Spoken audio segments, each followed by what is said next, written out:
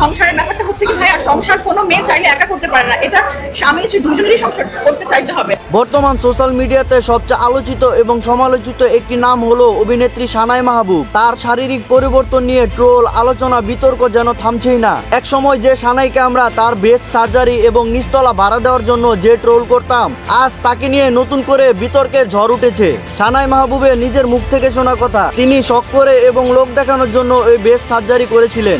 আর এই breast surgery করতে প্রায় খরচ হয়েছে 35 লক্ষ টাকা। কোনো এক টক শোতে হোস্ট জিজ্ঞাসা করলেন, আপনি যে ব্রেস্ট সার্জারি করেছেন এত টাকা পেয়েছেন কোথায়? এই প্রশ্নের উত্তরে সানাই মাহবুব বলল, আমি নিচতলা ভাড়া দিয়ে দোতলা তৈরি করেছি।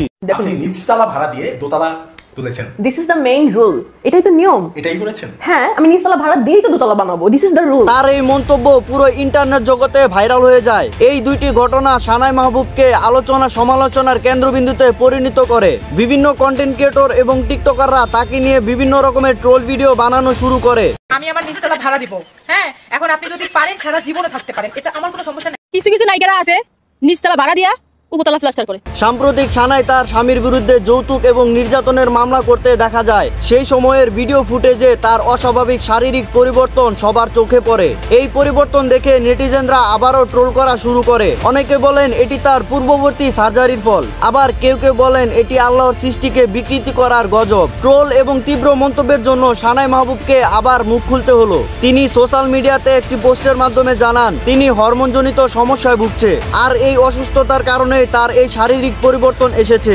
তিনি প্রেসক্রিপশন এবং মেডিকেল রিপোর্ট শেয়ার করে তার অসুস্থতার প্রমাণ দেন। পুরনো বিতর্কের কারণে তার এই পোস্টটি অনেকেই মিথ্যা মনে করেন। মানুষের স্বাভাবিক শারীরিক গঠনই আল্লাহর পক্ষ থেকে দেওয়া এক অনন্য উপহার, কিন্তু দুঃখজনক অনেকেই এর উপর সন্তুষ্ট না হয়ে বিভিন্ন সার্জারির মাধ্যমে নিজের শরীরকে পরিবর্তন করতে চায়। সানাইয়ের এই ঘটনা আমাদেরকে শিখিয়ে দেয় যে কোনো ব্যক্তির গোপন দিক এবং শারীরিক পরিবর্তন নিয়ে ট্রোল করাটা কতটা অমানবিক। আমরা অনেকেই ঘটনার পেছনের কারণ না দেখে যাচাই বাছাই না করে বিচারকের আসনে বসে যাই। এই ঘটনা থেকে আমাদেরকে শেখা উচিত যে ট্রোল বা বিতর্ক দিয়ে কাউকে বিচার করার আগে তার সমস্যার কারণ জানা জরুরি। এই পুরো ঘটনাটি সম্পর্কে আপনার কি মতামত? আমাদের কি কোনো ব্যক্তির ব্যক্তিগত বিষয় নিয়ে ট্রোল করা উচিত?